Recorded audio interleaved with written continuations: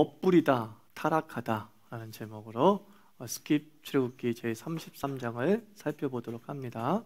멋부리다, 타락하다. 출애굽기 33장은 세 달라고 구성이 되어 있어요. 1절부터 6절까지, 그리고 7절부터 11절까지, 그리고 12절부터 몇 절까지죠? 23절까지 이렇게 세 단락으로 나눠져 있습니다.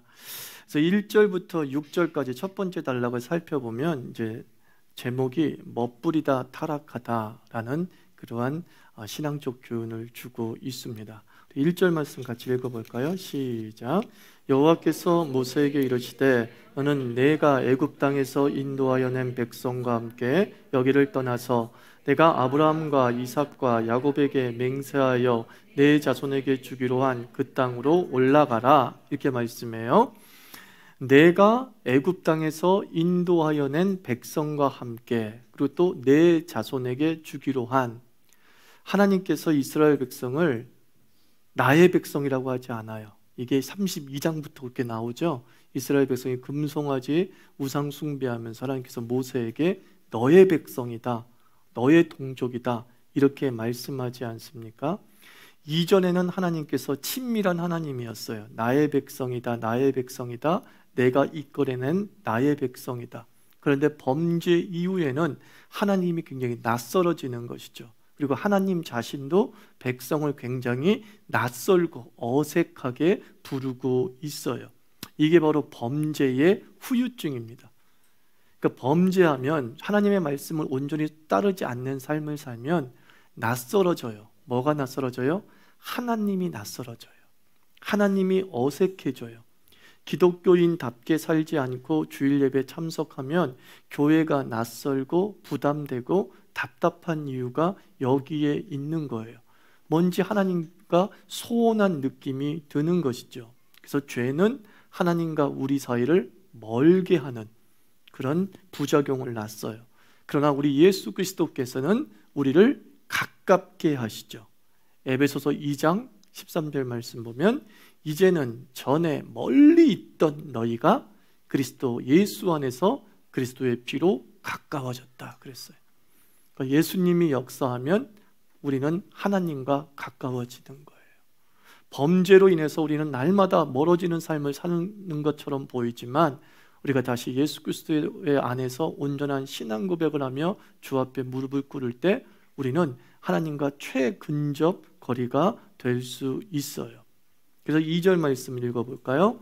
시작. 내가 사자를 너보다 앞서 보내어 가나안 사람과 아모리 사람과 헷 사람과 브리스 사람과 히윗 사람과 여부수 사람을 쫓아내고 그랬어요. 사자, 즉 대사, 대신 보낸 사람을 보내어서 가나안 족속을 쫓아내겠다고 하죠. 여기에 기르가스까지 포함되어지면 가나안에 있는 7족속이 완성이 되어지는 거죠. 근데 하나님이 이래요. 니네 백성, 니네 동족이라고 얘기했던 그 하나님께서 뭐라고 얘기하시냐면 범죄 후에도 불구하고 여전히 내가 사자를 보내어서 가나안 족속을 몰아내고 너희들이 그 가나안을 얻게끔 하겠다라고 말씀합니다. 그러니까 하나님께서는 이스라엘 민족의 행위로 갚으시지 아니하고 여전히 은혜로 대하심을 2절에서 볼 수 있어요. 범죄로 인해서 굉장히 낯설어진 이스라엘 백성이지만 사실은 누가 멀어진 거예요? 하나님이 멀어진 거예요? 이스라엘 백성이 멀어진 거예요? 이스라엘 백성이 멀어진 거예요. 하나님은 여전히 어때요? 사실은 가까워요. 근데 하나님께서 이 범죄한 백성에 대한 하나님의 마음을 표현하기 위해서 네 백성, 네 동족이라고 하는 언어를 사용했다, 이렇게 생각하시면 돼요. 여기서 사자가 우리가 알고 있는 구약성경 마지막 선지자의 그 단어예요. 자, 구약성경 마지막 선지자가 뭐죠? 말라기, 말라크죠. 그 단어예요. 대리로 파견한다. 그래서 성경학자들은 여호와의 사자는 보통 성육신 이전에 성자 그리스도를 말하고 있다라고 얘기를 하죠. 그래서 대신 보내시어서 하나님께서 그 길들을 개척해 나간다는 거죠. 먼저 보내시어서 우리가 그 가나안의 삶을 누릴 수 있게 해준다는 거죠. 이 출애굽기 2절의 말씀이 신약 성경과 딱 병행되어지는 말씀을 굳이 찾아본다면 요한복음 14장이에요. 요한복음 14장 2절과 3절 말씀 보면 예수님께서 사자로서 말라크로서 먼저 가시어서 우리가 살 곳을 준비하고 닦아 놓으신 다음에 우리를 인도한다는 그 말씀이 있잖아요. 그죠? 제가 한번 읽어드릴게요. 요한복음 14장 2절 3절 보면 내 아버지 집에 거할 것이 많도다. 그렇지 않으면 너희에게 일렀으리라. 내가 너희를 위하여 거처를 예비하러 간다. 가서 너희를 위하여 거처를 예비하면 내가 다시 와서 너희를 내게로 영접하여 나 있는 곳에 너희도 있게 하리라 그랬어요. 자, 가나안에 누가 먼저 가요? 여호와의 사자가 먼저 가요. 천국에 누가 먼저 가요? 예수 그리스도가 먼저 가시어서 혼자 잘 먹고 잘 살려고? 아니죠. 가나안의 모든 족속을 멸하시어서 그 가나안이 하나님의 땅이 되게 하시어서 그 땅으로 이스라엘을 부르시고 하나님 나라에 가시어서 우리 믿는 자들의 예비할 곳을 처할 곳을 만들어 두신 다음에 일종의 건축을 하는 거죠. 건축을 하신 다음에 우리를 부르신다라는 거죠. 그래서 여기 여호와의 사자의 이 2절의 사역이 요한복음 14장에 예수 그리스도의 사역과 너무나 일치하고 있음을 보게 됩니다. 그래서 사자를 보내어 앞장서게 하시겠다고 약속을 하셨는데 그런데 3절에서는 좀 이상한 얘기를 하시는 거예요. 3절을 읽어봐요. 너희를 적과 꿀이 흐르는 땅에 이르게 하려니와 나는 너희와 함께 올라가지 아니하리니 너희는 목이 곧은 백성인즉 내가 길에서 너희를 진멸할까 염려함이니라 하시니. 자 보세요. 여호와의 사자를 보내시어서 가나안 족속을 자 뭐라고 그 가나안 땅을 얻게 하시겠다라고 말씀을 하신 그 하나님께서 지금 뭐라고 얘기하냐면 나는 너희와 함께 올라가지 않을 거야 이렇게 말씀하세요. 그럼 왜 나는 너희와 함께 올라가지 않을 거냐? 뭐라고 얘기해요? 왜 그랬대요? 너희는 목이 곧은 백성이라서 내가 길에서 너희를 뭐 할까? 진멸할까 봐 내가 염려되기 때문이다. 그러니까 하나님께서는 가나안으로 가는 여정 중에 이스라엘이 뭐예요? 불순종을 반복하실 것을 아신 거죠. 그때마다 공의로우신 하나님께서 즉각 처단할 수 없는 노릇이잖아요. 그러니까 죽이지 않고 이들을 가나안에 들어가게 하고 싶은 하나님의 마음. 근데 같이 가면 하나님은 죄와 함께 있을 수 있어요, 없어요? 죄와 함께 있을 수 없기 때문에 공의롭게 그들을 처단을 해야 돼요. 그들은 처단이라는 것은 그들을 죽이는 거예요. 예를 들면 죽이는 거예요. 그러면 결국 가나안에 들어갈 사람이 있어요, 없어요? 없잖아요. 그러니까 이거는 뭐냐면은 가나안에 반드시 들어가게 하고 싶은 하나님의 절절한 마음이 표현되어진 거죠. 그래서 이 마음을 이런 하나님의 상황을 잘 표현하는 단어가 일본말에 있어요. 그 일본말이 뭐냐면 츤데레야, 츤데레. 알죠? 츤데레 아시죠? 그죠? 겉으로는 쌀쌀하게 굴지만 사실은 챙겨주는 따뜻한 마음. 그게 이제 일본의 신조 츤데레잖아요. 그제 한창 츤데레가 유행하지 않았습니까? 갑자기 먹을 거 툭 던져주면서 먹어. 그리고 갑자기 이제 퇴근 안 하고 있는 사람한테 화를 내는 거예요. 아직까지 일하고 있는 거야! 빨리 나가! 그래요. 그 뭐예요? 빨리 퇴근시키고 보내고 싶은데, 여기 퇴근해서 가족과 함께 놀아. 이런 말을 잘 못해. 근데 냉정하게 표현하지만 그 속엔 뭐가 있어요? 따뜻함이 있어. 그게 맞는 것 같아요. 뭐 소설로 따지자면 옛날에 그 운수 좋은 날, 현진명인가? 현진영이에요? 현진건이 운수 좋은 날이고 김첨지의 마음이죠. 제 아내에 대해서 되게 쌀쌀하잖아. 그런데 운수가 너무 좋은 그날에 그가 가장 먼저 생각한 게 뭐예요? 아내를 위한 것을 준비해서 딱 들어가는데 아내는 이제 죽었죠. 그렇지 않대 그게 일종의 김첨지의 마음이 츤데레의 그런 마음. 하나님이 그런 마음이에요. 함께 올라가지 않겠다라고 하는 말은 너희들과 함께하지 않겠다는 실제적인 말이 아니라 어떻게든 얘네들을 가나안으로 이끌어가고 싶은 하나님의 갖은 수단이 담겨져 있는 온갖 수단이 다 담겨져 있는 그 따뜻한 말이었던 거예요. 그래서 4절 한번 또 읽어봅니다. 4절 시작. 너만 말씀을 듣고 슬퍼하여 한 사람도 자기의 몸을 단장하지 아니하니.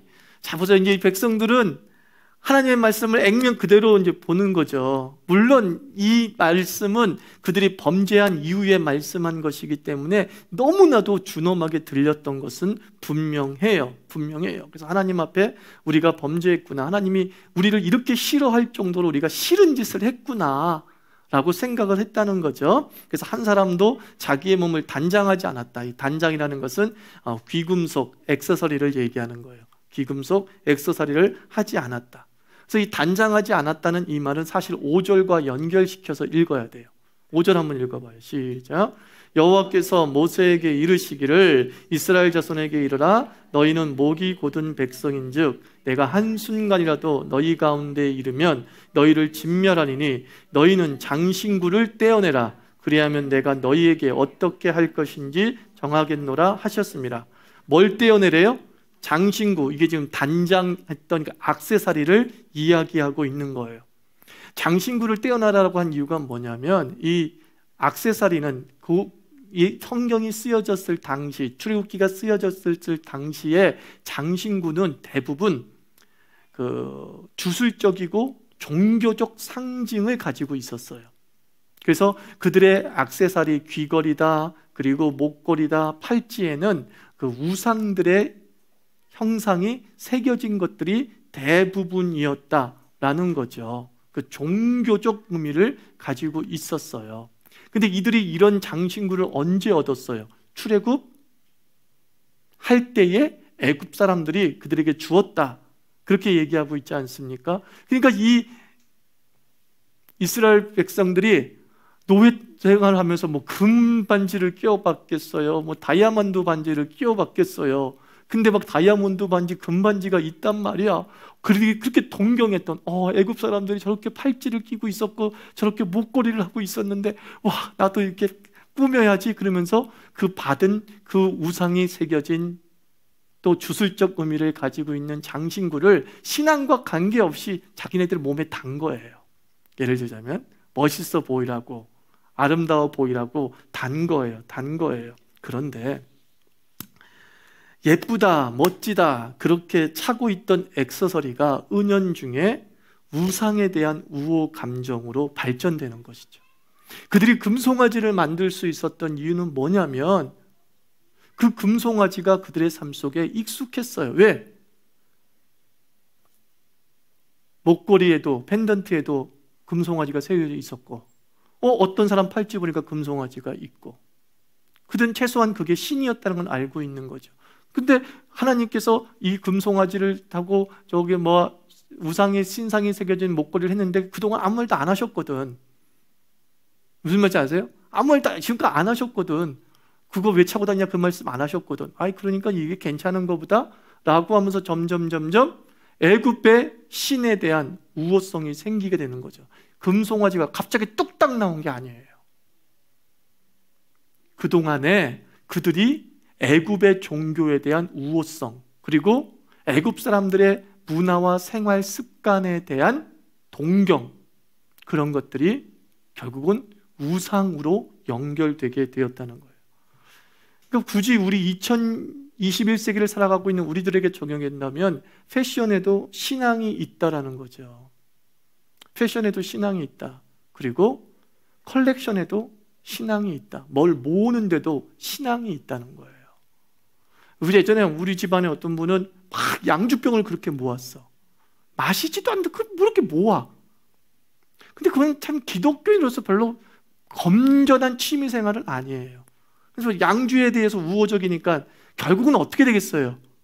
그게 모으는 걸로 끝나지 않아요. 마셔요. 인형을 그렇게 모으는 사람이 있어요. 근데 우리 옛날 70년대, 80년대 권사님들은 그 인형도 우상이라고 해가지고 절대 못 모으게 했어요. 예를 들자면. 그러니까 우리 삶에서 그 하나님께서 원치 않는 방향으로 흘러갈 수 있는 그 어떤 것들을 이쁘다는 명목하에, 멋있다는 명목하에 받아들이다가 나도 모르게 동화되는 현상이 벌어질 수 있다는 거예요. 그래서 패션도 신앙이에요. 다른 말로 살림살이도 신앙이에요. 신앙인다운 살림살이가 있는 거예요. 그래서 예전에 그런 말씀 드렸죠.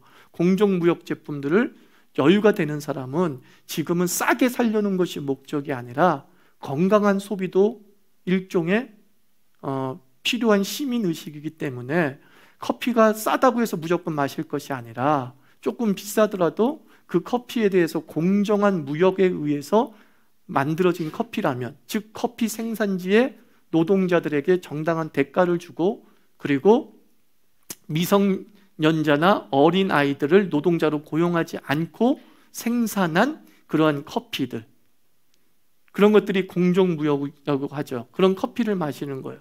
그러면 어때요? 시중보다 1,000원에서 1,500원 비싸. 그런데 내가 1,000원과 1,500원을 더 부담할 수 있는 능력이 있다면 그 커피를 사는 게 신앙이에요, 사실은. 그 커피를 마시는 게 신앙이에요. 그러니까 우리 삶 속에서 패션, 살림살이 여러 가지에 우리의 신앙을 좀 담아야 되는 거죠. 또 지성인처럼 보이려다가 우리가 악을 수용할 수도 있잖아요. 동성연애를 한번 예를 들어 봅시다. 동성연애는 분명히 악이에요. 악이에요. 근데 이 현대사회가 포용이라고 하는 부분을 이야기하고, 그리고 자유라는 부분을 이야기하면서 이 모든 것들에 대한 다름을 인정하고, 그리고 소수 인권에 대한 인정이 필요하다라고 얘기해요. 저는 거기 동의를 합니다. 저는 거기를 동의를 해요. 그래서 연애자들이 동성연애를 하는 것을 법적으로 막는 부분에 있어서는 이것은 조금 퀘스천 마크를 붙여야 되는 부분이에요. 그런데 이거예요. 동성연애자에 대한 포용과 배제의 측면에서 지성인이야. 지성이다 보니까 그 행위 자체까지 다 수용을 해버리는 거야. 그 행위 자체도 괜찮은 거야. 그런 거는 또 다른 어떤 그 사랑의 한 형태야 라고 하면서 그것을 지성인이기 때문에 받아들여야 되는 이상한 압박을 갖는 거예요. 밖에서 반대하면은 뭔가 몰지각한 사람처럼 보일까봐 나도 모르게 조금씩 받아들이는 거야. 그렇죠. 그럴 수 있죠. 이러다가 어떻게 된다는 거예요? 완전히 악에 휩싸일 수 있는 거죠. 그래서 포용과 배제의 대상을 분별해야 돼요. 포용할 것은 포용하되 배제할 것은 배제해야 되는데 이것을 분별해야 돼요. 그럼 뭐예요? 악을 배제하고 허물의 사람은 포용하는 거죠. 이해가 되세요? 동성연애는 안 되는 거예요. 그러나 동성연애자는 내 친구가 될 수 있을까요? 없을까요? 친구가 될 수 있는 거예요. 무슨 소리 하나님 그런데. 여러분들 거짓말하는 사람은 친구야 아니에요? 물어볼게요. 거짓말하는 사람 친구 있어요 없어요? 친구 있잖아. 교만한 사람 친구 있어요 없어요? 근데 하나님이 싫어하는 것 6가지 7가지가 있으니 잠언서 얘기하면서 거기 뭐가 나오죠? 교만하며. 하나님 되게 싫어하는 범죄가 교만인데 교만한 사람은 친구 사귀잖아요. 그런 개념으로 이해하는 거죠. 도대체 악은 안 돼. 악 행한다는 그 자체는 용납 못해. 근데 그 사람과는 친구는 될 수 있는 거예요. 사귀고 같이 살 수는 있는 거예요. 왜냐하면 한국 사회는 기독교 국가가 아니라 한국 사회는 다종교 국가이기 때문에 더욱 그래요. 다종교 국가이기 때문에.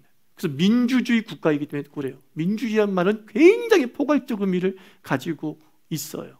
그래서 포용과 배제의 대상을 잘 분별해서 우리가 배제할 것은 확실히 배제해야지만이, 그것 없이도 살 수 있는 것이 분명하다면 완전하게 배제를 해버려야죠. 그죠? 액세서리 없이도 살 수 있어요 없어요?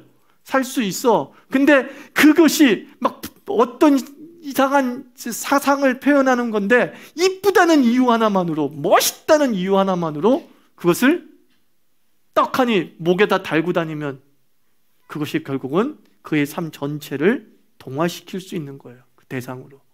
그래서 멋부릴 것들은 얼마든지 많으니까 잘 뭐 해야 돼요? 분별해서 포용과 배제의 선들을 그어 나갈 필요가 있다라는 거죠. 자, 두 번째 단락은 7절부터 11절이죠. 예배에서 발견된 사람 여호수아를 이야기하고 있어요. 예배에서 발견된 사람 여호수아. 7절 말씀이 있습니다. 시작. 모세가 항상 장막을 취하여 진 밖에 쳐서 진과 멀리 떠나게 하고 회막이라 이름하니 여호와를 앙무하는 자는 다 진 바깥 회막으로 나아가며, 이제 모세가 산에서 하나님을 만났던 사람이 이제는 회막에서, 즉 텐트를 하나 만들어 가지고 하나님을 만났어요. 이유가 뭐냐면은 자기가 산으로 들어가서 없어지니까 이스라엘 백성이 두렵고 조급하고 해서 우상을 만들었단 말이죠. 그러니까 하나님께서 지금 이스라엘 백성을 배려하신 거야. 쟤네들 그럴 애들일 수밖에 없다. 그러니까는 눈에 보이는 상징성들을 저들에게 보여줘라. 그래서 회막을 만들어서 거기서 하나님을 만났다, 이렇게 이해하시면 돼요. 그러니까 하나님께서 성육신하는 거죠. 그래서 훗날 성막은 만들어졌지만 여전히 하나님을 만난다는 의미라는 뜻에서 회막이라는 것도 성막과 같은 단어로 쓰여지게 되었던 원인 배경을 지금 설명해 주고 있는 거죠.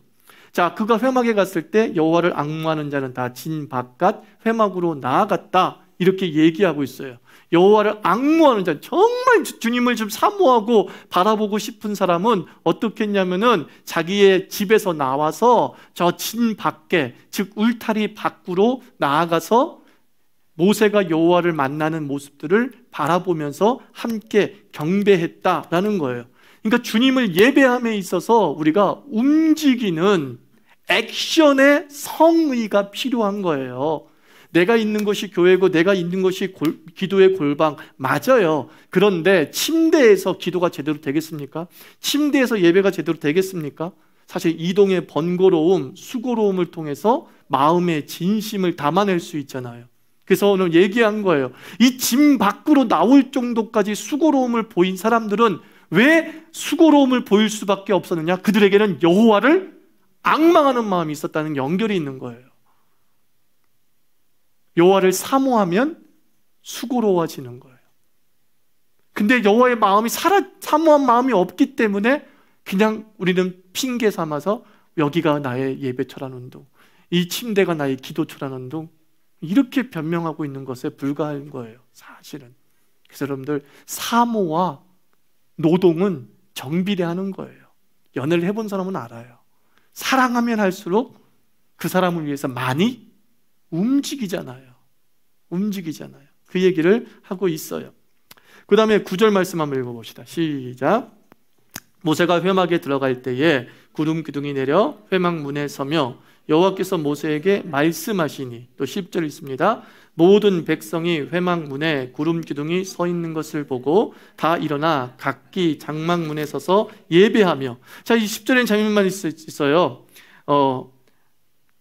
장막 문에 서서 예배하는, 즉 자기 집 문 앞에서 예배하는 자들도 있었다. 그러니까 부득이하게 회막으로 가까이 나아갈 수 없는 자들은 자신의 집에서 예배에 동참했다, 뭐 이런 뜻이 될 수 있겠죠. 그리고 또는 조금 늦게 나온 사람들은 회막에 진쳐져 있는 그 사람들 속을 삐집고 가서 더 가까이 갈 수는 없지 않겠습니까? 그래서 장막 문 앞에 섰다는 거예요. 중요한 건 뭐예요? 침대는 아니다 이거예요. 장막 문 앞이라 그랬어요. 그죠? 자기 집에서 나왔어요, 안 나왔어요? 나왔어요. 자기 집에서 나와야 뭐가 보이죠? 구름 기둥이 보이죠.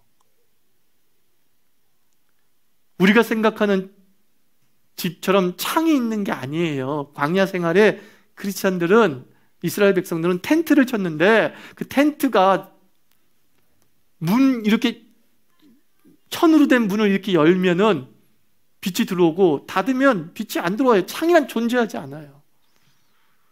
그 때문에 이들이 구름 기둥을 봤다라는 건 뭐예요? 문 밖으로 나왔다는 거예요. 물론 여러분의 집에 하나님은 계십니다. 그죠? 계십니다. 그런데 정말 주님을 사모하고 주님의 임재를 보기를 원하면 어떻게 된다는 거예요? 공동체의 예배를 위해 문을 열어야 되는 거예요. 문 밖으로 나오는 수고로운 행위가 있을 때 구름 기둥이 임재한 것을 선명하게 볼 수 있죠. 11절 말씀이 있습니다. 시작. 사람이 자기의 친구와 이야기함 같이 여호와께서는 모세와 대면하여 말씀하시며 모세는 진으로 돌아오나 눈의 아들 젊은 수종자 여호수아는 회막을 떠나지 아니했다 그랬어요. 물론 모세가 얼마나 대단한 존재인지 알 수 있죠. 친구와 같이. 아마 이런 선지자는 역사 이래 존재하지 않았어요. 여호수아는 어떤 사람이었느냐? 여호수아는 그 회막을 떠나지 아니했다 그랬어요. 이게 무슨 말이냐면 회막을 정리한 거예요. 그 모세가 하나님을 만나고 난 다음에 그 회막을 정리하고 좀 회막을 좀 정리정돈하는 일들을, 즉 그 회막에서 온갖 굳은 일을 섬기는 삶을 살았던 사람이 여호수아예요. 굳이 여호수아 보고 하라고 한 것 같진 않아요. 보니까 굉장히 자발적으로 그 모세의 옆에서 온갖 수종을 들었던 사람, 그 하나님의 영광이 임재했던 곳을 깨끗하게 그리고 아름답게 유지하려고 애를 썼던 사람이 여호수아였다, 이렇게 얘기하는 거예요. 그가 떠나지 않았다는 말은 매우 성실히 집중도 높은 섬김을 했다, 이렇게 생각하시면 되죠. 누구와 데칼코마니를 이루게 되냐면 사무엘과 비슷해요. 사무엘상서 2장을 읽어보면 사무엘이 어떤 사람이었냐면 그가 하나님의 성소에서 어떻게 했다고 했어요? 떠나지 아니하였더라, 이렇게 기록이 되어 있어요. 똑같이 에브라임 지파야. 또 여호수아도 에브라임 지파고 사무엘도 에브라임 지파죠. 이 여호수아가 나중에 뭐가 되죠? 모세의 후계자가 돼서 이스라엘의 최고 지도자가 되죠. 사무엘이 어떤 사람이 되죠? 엘리 대제사장을 이어서 이스라엘의 최고 지도자가 되죠. 여호수아와 사무엘의 특징은 뭐냐? 증인이 있는 영성이에요. 적어놓으세요. 증인이 있어요. 그의 신앙이 누군가에서 증언이 돼. 제가 그 얘기를 했었잖아요. 내가 기도한다고 말하지 말고 기도가 발견되게 하라, 그 말씀을 하셨잖아요. 이 사람들이 그런 사람들이었어요. 이 사람들은 발견되는 존재야. 어디에서? 성소에서. 그들은 너무나 오랫동안 성소에 있는 자라고 다른 사람들이 객관적으로 증언을 했던 신앙이에요. 무슨 신앙이 되자고요? 증인이 있는 신앙, 증인이 있는 영성이 바로 지도자가 되어야 돼요. 교회의 일꾼은 누가 일꾼이 되느냐? 교회의 어떤 의사 결정권은 누가 가지고 있어야 되느냐? 교회에 오래 머문 사람이에요. 그게 의사 결정권을 사실 가지고 있어야 돼요. 교회에 가장 오래 머문 사람이 사무엘처럼 여호수아처럼 증인이 많아서 그 사람이 하는 모든 것에 대해서 오케이, 당신에게 모든 것을 위임합니다 라고 했을 때 교회가 불협화음 없이 오래 가는 거죠. 다음에 혹시 무슨 임직 청구할 때 여러분들 누굴 뽑으면 돼요? 교회에서 자주 보는 사람을 뽑으세요. 아시겠습니까? 예배에서 자주 보는 사람을 뽑는 거예요. 그게 하나님 시각이에요. 오래 머문 사람이 지도자가 돼야 돼요. 그렇지 않고 그냥 여러 잡동사니 같은 생각 가지고, 세상적 생각 가지고 뽑다 보면 그냥 교회가 돌아가지도 않아요. 그냥. 그러면 3번 12절부터 23절 봅니다. 이 모세의 기도죠. 12절부터 23절은 모세의 기도. 자, 모세의 기도는 크게 네 가지예요. 첫째가 뭐냐면 동력자를 세워주소서. 12절 읽습니다. 시작. 모세가 여호와께 아뢰되 보시옵소서, 주께서 내게 이 백성을 인도하여 올라가라 하시면서 나와 함께 보낼 자를 내게 지시하지 않았나이다. 여기까지요. 나이다 그랬어요. 아마도 여기서는 어떤 사람들은 하나님과 함께 동력자로 얘기하는데 그렇지 않고 아론이 범죄했잖아요. 그러면서 아론의 어떤 동력적 능력이나 직위가 이제는 흔들려 있는 상태라고 보면 돼요. 백성들도 아론에 대해서 더 이상 신뢰를 주지 않죠. 그러니까 이제 가나안에 가기 위해서는 모세 자신과 동일한 그런 어떤 신뢰와 존경심을 받는 동력자가 좀 있어야 되겠다라고 기도를 하는 거죠. 나중에 알게 됐지만 그 사람은 누구예요? 여호수아죠. 둘째 기도는 이겁니다. 길을 알려주소서. 13절에 있습니다. 시작. 내가 참으로 주의 목전에 은총을 입었사오면 원하건대 주의 길을 내게 보이사 내게 주를 알리시고. 자, 셋째는 개인적으로 은총의 증거를 보이소서, 이거예요. 은총의 증거를 보이소서. 13절에 있습니다. 시작. 주의 목전에 은총을 입게 하시며 그랬어요. 그 다음에 18절에 있습니다. 10절을 보면 모세가 원하건대 주의 영광을 내게 보이소서 그랬어요. 자, 이거는 나중에 설명이 될 겁니다. 하여튼 개인적으로 은총의 증거, 내가 은총받았다는, 당신이 내게 은혜를 베풀겠다는 어떤 내 몸의 현재의 증거를 보여달라, 이런 뜻이라고 생각하면 됩니다. 넷째, 이스라엘을 주의 백성으로 여기소서. 이게 넷째 기도예요. 13절 말씀 보면 이 족속을 주의 백성으로 여기소서 그랬어요. 또 16절에도 비슷한 말씀이 나옵니다. 나와 주의 백성이 주의 목전에 은총을 입은 줄을 무엇으로 알리까? 우리와 함께 행하심으로 나와 주의 백성을 천하 만민 중에 구별하심이 아닙니까? 이게 이제 주의 백성으로 여기소서라는 기도예요. 모세 자신은 백성에게 굉장히 엄했죠. 그 범죄에 대해서, 죄에 대해서 냉혹한 판결을 내리고 3,000명이 그 죄로 인해서 죽임을 당하는 그런 엄한 지도자의 모습을 보여줬는데, 하나님 앞에서는 저 죽일 놈 이렇게 얘기하지 않네요. 벌받아 마땅한 놈 벌받게 하십시오라고 하지 않아요. 그래서 긍휼과 은혜를 베풀어 달라고 기도를 하고 있어요. 이게 지금 아버지와 어머니의 영성이 함께 가는 모습이에요. 어질기만 해서도 안 되고요, 엄하기만 해서도 안 돼요. 두 가지가 같이 있어야 돼요. 보세요, 백성 앞에서 한없이 아버지예요. 안 돼, 아닌 건 아니야. 근데 하나님 앞에서는 뭐예요? 어머니 영성으로 좀 불쌍히 여겨주세요, 긍휼히 여겨주세요, 그러는 거예요. 그러니까 집안에서도 아버지와 어머니의 권위, 영성의 균형이 있어야 되는 거예요. 아버지만 높아지고 어머니만 높아지고도 안 돼요. 아버지의 영성, 준엄함과 기준을 제시하는 모습, 어머니의 영성, 불쌍하고 긍휼히 여기는 모습, 이런 것들이 함께 가야 되는 거거든요. 함께 가야 되는 거거든요. 근데 이 모세에게서 그 모습을 지금 보게 되는 거죠. 그래서 모세의 기도에 대해서 이제 하나님께서 응답하세요. 자, 첫째 기도에 대해서는 어떻게 응답하시냐면, 즉 동력자 그리고 길을 알려달라는 이 첫째, 둘째 기도에 대해서는 14절 말씀 보면 이렇게 얘기합니다. 같이 읽어요. 시작. 여호와께서 내가 친히 가리라, 내가 너희를 쉬게 하리라 그랬어요. 자, 길을 알려주십시오, 동력자가 되어 주십시오 라고 하는 그 기도에 대해서 내가 친히 가리라 그랬어요. 이 영어 성경 대부분은 이렇게 번역했더라고요.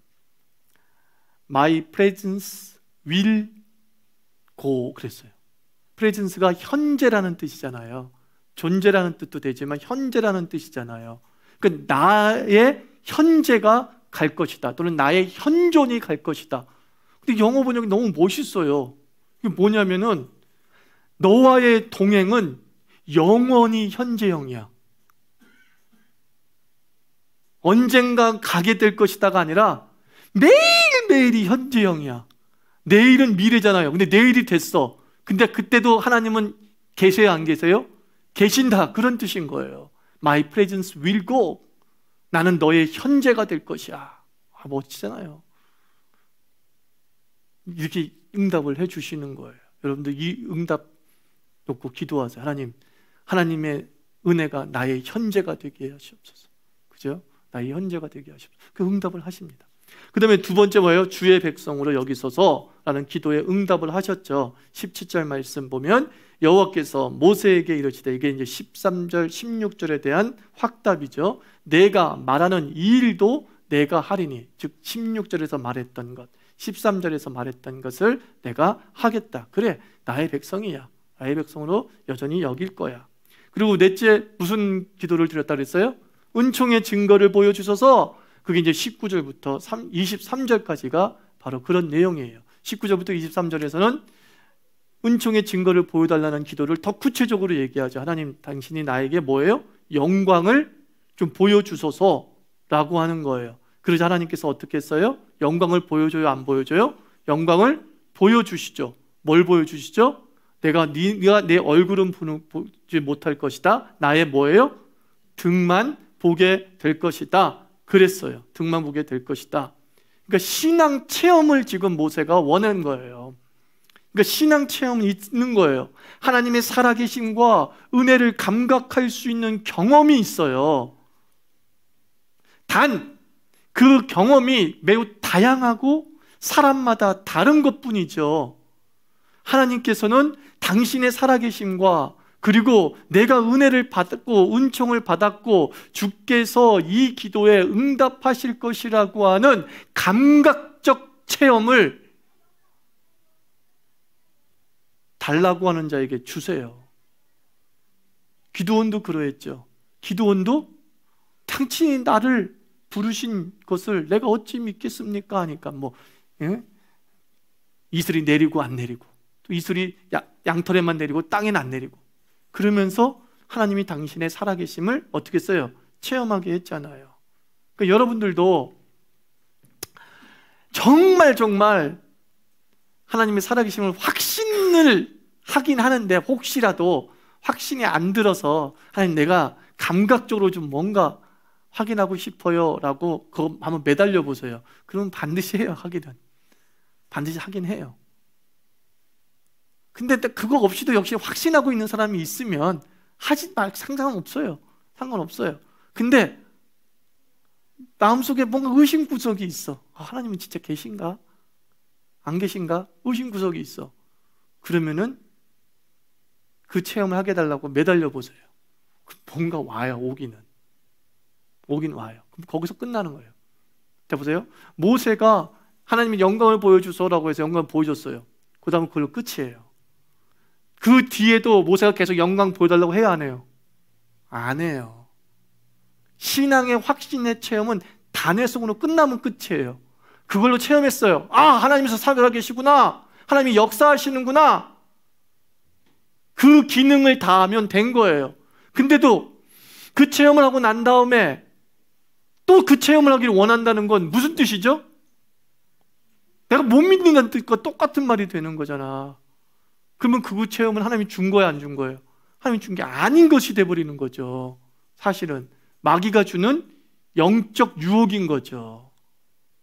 하나님이 주시는 신앙적 감각은 확신을 들게 만들어요. 확신이 들게 만들기 때문에 그 신앙적 체험은 더 이상 필요치 않게 여겨지는 거예요. 모세가 그러다는 거예요. 끝이에요. 하나님 보여주세요? 보여줬어. 난 봤어. 하나님 살린 건 맞아. 그래서 계속 뒤에 와가지고 주님 보여주세요. 그 기도 안 해요. 이제 뭐에 진력을 해요? 사명에 진력을 하죠. 가나안까지 가는 여정에 하나님이 함께 하심이 분명해. 가나안까지 가는 여정 속에 하나님은 나의 백성을 자기 백성으로 여기신다고 하셨어. 가나안 가는 여정 속에 하나님은 동역자를 세워주시겠다고 했어. 확신 들었기 때문에 그것만 가지고 쭉 나아가는 거예요. 나아가는 거예요. 여러분들 다 나름 체험이 있으실 거예요. 그러나 체험은 반복할 필요가 있다 없다? 없다 이거예요. 확신됐으면 그걸로 그 기능은 끝이다 라는 겁니다. 근데 혹시라도 그 체험을 못 하시는 분들이 있으면 한번 해야 돼요. 그런데 이것은 1분 기도, 2분 기도로 되는 게 아니에요. 그 체험은. 여기도 보면은 은총을 보여주셔서 영광을 보여주셔서 당신을 보여주셔서 어떻게 하죠?